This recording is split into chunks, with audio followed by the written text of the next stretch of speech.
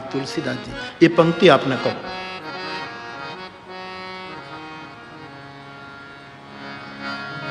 સંત બીટક, સંત પછી તુરંત વૃક્ષ. જેટલો સાધુ ઉપકારક એટલું વૃક્ષ ઉપકારક. સંત બીટક, ત્રીજો ઉપકારક સરિતા નદી, ચોથો ગિરી પર્વત, ધરણી અને પૃથ્વી. આ પાંચેય પરોપકાર માટે જેનું જીવન હોય છે, સાધુનું, વૃક્ષનું, નદીનું, પહાડનું અને પૃથ્વીનું. તુલસી કહે એના જીવનનો હેતુ કેવલ પરોપકાર છે.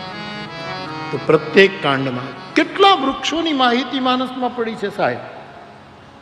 કયા કયા વૃક્ષની નીચે કઈ સાધના કરવી એ ઉત્તરકાંડમાં કાગભૂષુંડીજી કયા વૃક્ષની નીચે કઈ સાધના કરે છે એની આખી વાત ભગવાન શંકર